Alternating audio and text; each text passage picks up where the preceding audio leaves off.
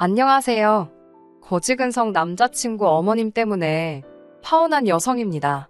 가끔 외롭거나 힘이 들 때 사연을 들으러 오는데요. 오늘만큼은 제 사연을 이야기해볼까 싶어요. 처음 남자친구를 알게 된 건 2년 전 가을이었습니다. 당시 저는 대학가에서 포장마차 분위기가 나는 작은 횟집을 운영하고 있었어요. 20대의 아가씨가 웬 횟집이냐 의아하실 수도 있는데 사실 저희 집은 경제적으로 한순간도 넉넉한 적이 없었습니다. 부모님께서 결혼하시던 때 친가와 외가 그 어느 쪽에서도 도움을 받지 못하셨다고요. 게다가 어머니께선 선천적으로 몸이 약하셨던 탓에 경제활동은 오롯이 저희 아버지의 몫이었습니다. 사정이 그렇다 보니 늘 저희 집은 경제적으로 빠듯했고, 그나마 제가 중학교 졸업을 앞두었을 때 처음으로 저희는 반지하 월세에서 지상 빌라의 전세집으로 이사를 갔어요. 솔직히 저라도 공부를 잘해서 의사나 판검사라도 될 수 있었다면, 그래서 부모님을 가난에서 벗어나게 할 수 있었다면 좋았겠지만 저는 그렇게 특출난 학생은 아니었습니다. 노력을 안 해본 건 아니지만 제 상태는 누구보다 제 자신이 잘 알았지요. 이대로 대학에 간다고 한들 부모님 돈이나 까먹지 않겠나 싶어서 안 가겠다고 고집을 피웠어요. 하지만 부모님께선 절대로 안 된다고 무슨 수를 써서라도 제 대학 등록금은 내주실 테니 무조건 가라고 그러시더라고요. 대학을 안 나오면 이 사회가 저를 사람으로도 안 봐준다면서. 그래도 운이 좋게 서울 소재의 4년제 대학은 들어가게 되었습니다. 합격의 기쁨도 잠시, 바로 등록금 걱정이 되더군요. 부모님께선 걱정 말라 호언장담을 하셨지만 불안하고 괜히 죄송스럽고 그런 제 마음을 눈치채셨는지 부모님께서 저를 불러 통장 하나를 건네주셨습니다. 제가 어렸을 때부터 저를 위해 모으셨던 돈이라고요. 그날 저 부모님 앞에서 정말 눈물 콧물 흘리며 어린애처럼 울었습니다. 왜 나는 백화점에서 운동화 안 사주냐, 브랜드 잠바 입고 싶다며 철딱선이 없게 굴던 지난날이 떠올라서 너무 죄송했거든요. 하지만 제가 자라는 동안 물가가 미친 듯이 올랐잖아요.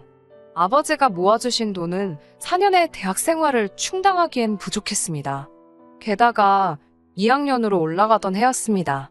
당시 저희 가족은 빌라에서 살고 있었는데 그 빌라 주인이 전세를 올리겠다고 통보를 해왔지요. 그 돈을 내지 못하면 찾아보나마나 지하 외에는 선택권이 없었습니다. 저나 아버지는 괜찮았지만 문제는 어머니셨어요. 앞서 말씀드린 바와 같이 저희 어머니는 건강이 매우 안 좋으셨거든요.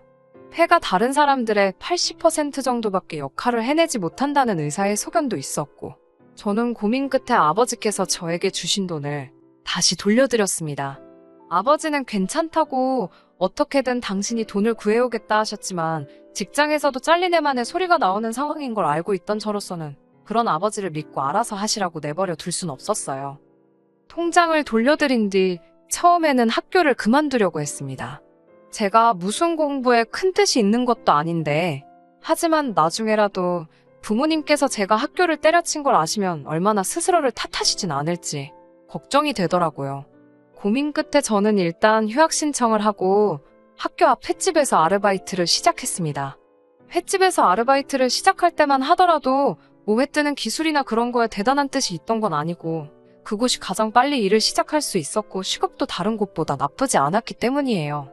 하루에 8시간 이상 웬만한 회사원들보다 더 오래 일하면서 많은 걸 배웠습니다. 솔직히 저희 교수님이 들으시면 뭐라 하실지 모르겠지만 강의실에서 듣는 강의보다 훨씬 유용한 피가 되고 살이 되는 삶의 지혜까지 배우는 듯 했어요. 그렇게 2년을 휴학하면서 돈을 모았습니다. 일단 돈을 벌기 시작하니까 돈 욕심이 생기더라고요. 처음에는 등록금을 벌어야겠다는 생각이었는데 돈이 모이고 모여서 목돈이 되니 학교를 가는 게 맞나 싶었지요. 그런 와중에 어머니께 제가 학교를 가지 않고 횟집에서 돈을 벌고 있었다는 사실을 들키고 말았습니다. 매번 딸 옷에서 비린내가 가시질 않으니 어머니께서 며칠 저를 따라다니셨던 모양이더라고요.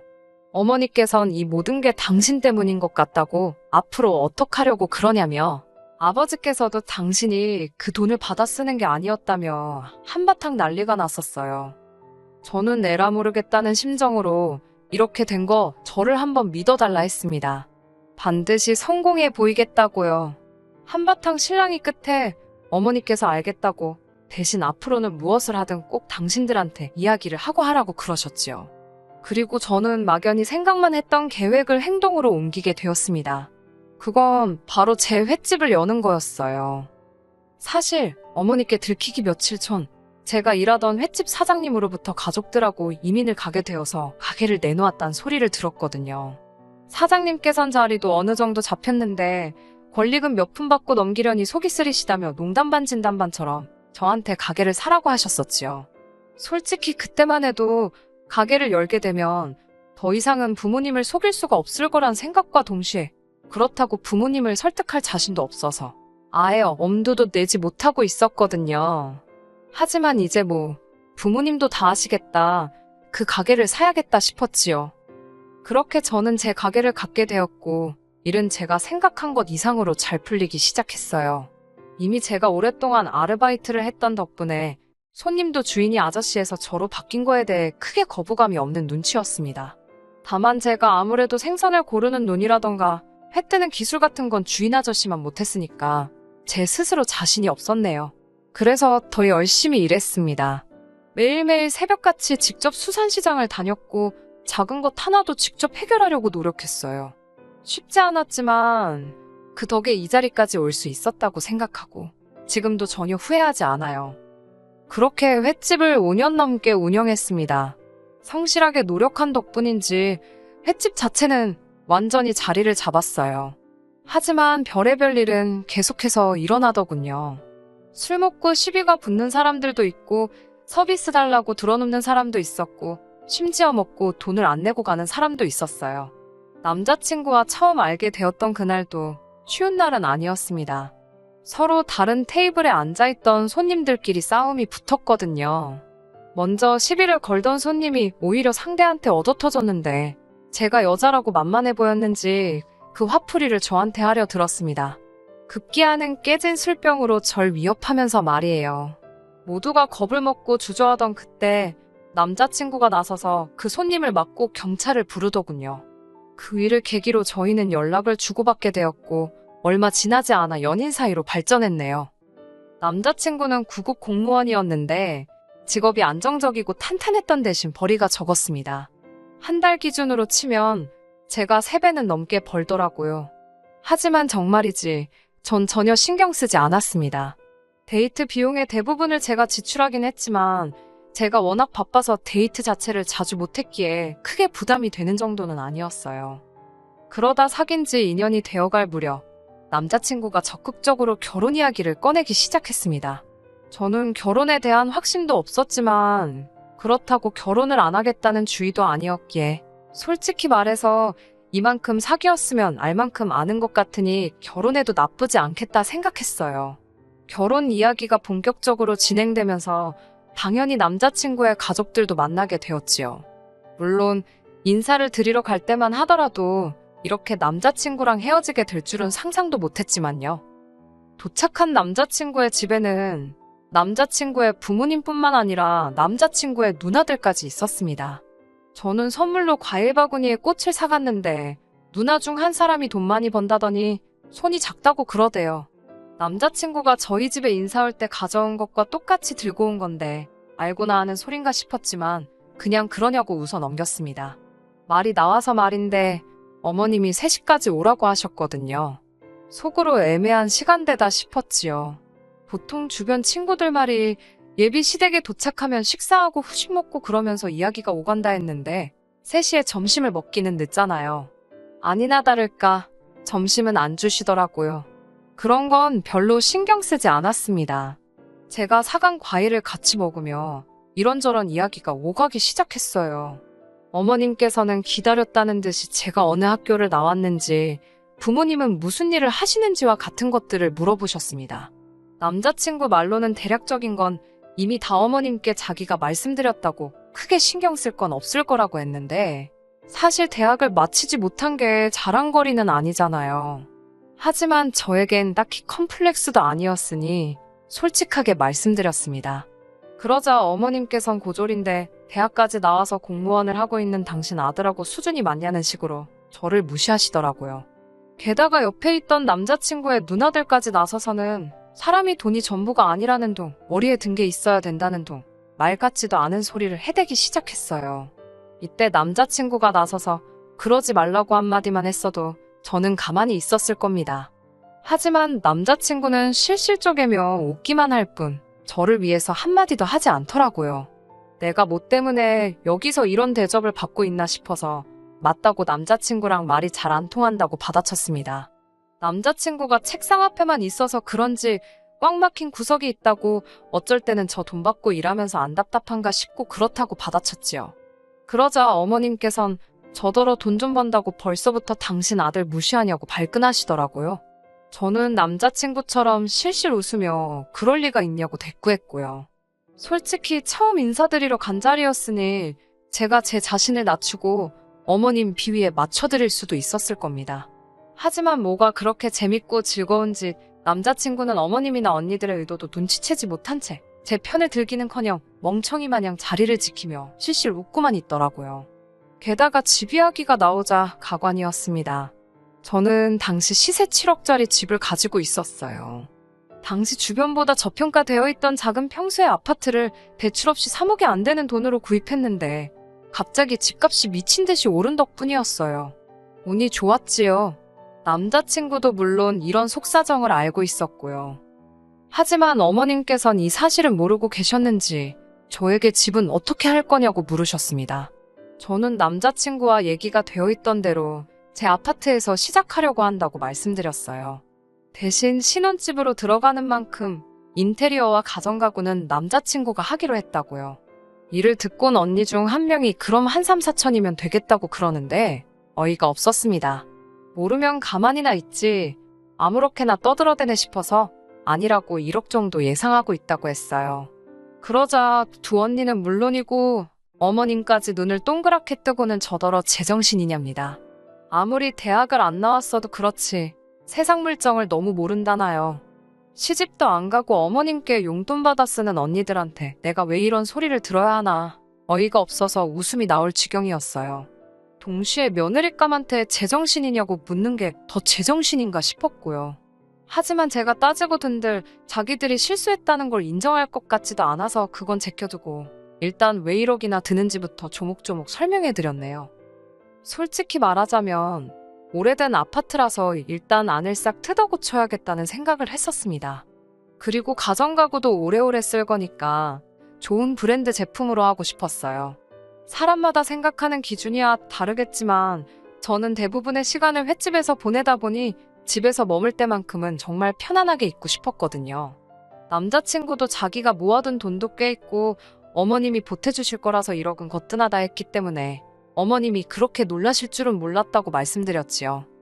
어머님께서는 저와 남자친구를 번갈아가며 몇 초 동안 바라보시더니 알겠다고 하셨습니다. 대신 아파트 명의를 제 명의에서 공동 명의로 바꾸라고 하시더군요. 황당한 어머님의 말씀에 그건 곤란하다고 했습니다. 1억이 작은 돈은 아니지만 아파트 값에 비하면 반의 반도 안 되지 않냐고 계산이 안 맞는다고 했지요. 그러자 어머님께선 그럼 당신이 미쳤다고 제 집에 1억을 처바르냐입니다. 또다시 이어진 어머님의 수준 낮은 언행의 진저리가 나더군요. 저는 어머님께 그 집에 저 혼자 살 게 아니고 어머님 아들도 같이 살 거라고 그리고 그 집에서 저보다 어머님 아드님이 더 많은 시간을 보내게 생겼다는 사실을 다시 한번 상기시켜드렸네요. 그제서야 언니들도 뭐라 반박을 못하겠는지 입은 뻥끗하지도 않고 그저 사나운 눈초리로 절 째려보고만 있더라고요. 확신컨대 남자친구도 그런 언니들의 반응을 봤고요. 하지만 이번에도 남자친구는 사람들 눈치만 이리저리 살펴올 뿐 똑바로 말 한마디도 하지를 못하더군요. 어머님과 언니들 그리고 제 사이에서 신경전이 이어지는 동안 남자친구가 하는 일이라곤 고작 실실 웃거나 눈치를 살피는 게 전부였습니다. 그러다 기껏 생각해낸 소리가 제가 효녀라는 이야기였어요. 다짜고짜 어머님께 그래도 제가 참 효녀랍니다. 매달 돈 벌면 제일 먼저 부모님한테 용돈으로 200만 원씩 보내드린다고요. 뭐 한다고 쓸데없이 그런 소리를 하나 싶어서 저도 모르게 한숨이 나오더군요. 남자친구의 이야기를 가만히 듣고 계시던 어머님께선 그러면 결혼해서도 계속 그렇게 친정에 돈을 가져다 줄 생각이냐고 저에게 물으셨습니다. 저는 조금도 주저하지 않고 그럴 거라고 했어요. 어머님이 제 대답을 마음에 들어하지 않으실 거란 건 예상했지만 그렇다고 거짓말을 하고 싶지는 않았지요. 그러자 어머님께선 이것 보라며 결혼하면 남편이 버는 돈이건 제가 버는 돈이건 부부 공동재산이랍니다. 그러니 남편과 상의를 하고 어른들 의견도 물어야 하는 거라대요. 100번 양보해 남편이랑 상의를 하는 건 그렇다 쳐도 왜 어른들하고 상의를 해야 하는 건지는 이해가 도통되지 않아서 왜 상의를 해야 하냐고 여쭈었어요. 그러자 어머님께선 당연한 거 아니냐며 당신은 친정에 재산 빼돌리는 며느리는 볼 생각이 없으시답니다. 그러자 한 언니가 아니면 양가에 똑같이 잘하면 되겠네 그러는 거예요. 다른 언니도 그 말이 정답이라면서 양가에 똑같이 하면 아무런 문제될 게 없답니다. 다들 미쳤다 제정신이 아니다 싶었지요. 솔직히 이때는 이미 결혼하겠다는 생각은커녕 갈 때 가더라도 할 말은 하고 나가야겠다 싶어 어머님을 똑바로 쳐다보고 말씀드렸습니다.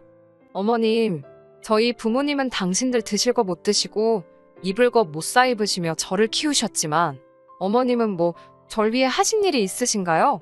막말로 저 잘하는 동안 1,000원 한 장 보태신 게 없지 않냐고. 효도를 받고 싶으시면 어머님이 공들여 키운 자식들한테 받으시면 될 것 같다고 했습니다. 어머님의 얼굴은 점점 울그락불그락 변해갔고 이번만큼은 남자친구도 상황이 잘못되어간다는 걸 눈치챘는지 절 잡아 끌어서 집 밖으로 나가더군요. 제가 왜 이러냐고 이 손 놓으라고 남자친구 손을 뿌리치니 남자친구가 저더러 너야말로 왜 그러냐입니다. 결혼 안 할 거냐고 적당히 대충 맞춰드리면 되지. 왜 그렇게 다 따박따박 말대꾸를 하냐고요. 어이가 없어서 뭘 대충 맞춰드리냐고 그러다가 내가 지키지도 못할 말에 대답해서 코 깨일 일 있냐고 보아하니 당신 어머님 내 약벌이랑 그런 걸로 후려치기 하실 심산이신가 본데 어림없다 했습니다. 그러자 남자친구도 무슨 말을 그렇게 하냐면서 저더러 돈 좀 잘 번다고 유세 부리지 말라대요.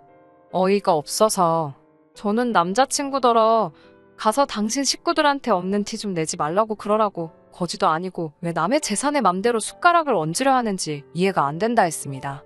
그러자 이제 남자친구도 제가 자기 식구들더러 거지라 했다고 저한테 고래고래 소리를 지르고 저도 좀 전까지 어머님과 두 언니들한테 당한 수모가 생각나서 같이 악을 쓰고 저는 이러고 있는 거 자체가 스트레스고 짜증이라고 결혼이고 뭐고 없던 일로 하자고 했습니다.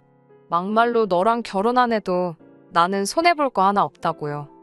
그렇게 파혼을 하고 3주쯤 지났을 무렵 남자친구가 이야기를 한 건지 횟집으로 남자친구 어머님과 두 언니가 찾아왔더라고요. 다행히 손님이 없었기에 가게에서 잠깐 이야기를 나누게 되었습니다. 무슨 일로 여기까지 오셨냐 하니 당신이 그날은 너무 감정적이었던 것 같다며 결혼을 허락해주러 왔답니다. 황당해서 허락 같은 거 필요 없다 헤어졌다고 말했지만 자기들 듣고 싶은 것만 듣기로 작정이라도 했는지 자존심 세우지 말고 이쯤 했으면 죄송하다 숙이고 들어오랍니다. 그러면서 당신이 알아봤는데 공동명의로 바꿔야 세금 혜택도 있고 어쩌고 저는 됐다고 그렇게 아드님 저한테 장가 보내고 싶으시면 집값이 7억이니 7억 들려서 보내시라 했습니다. 그러면 한번 생각이나 해보겠다고요.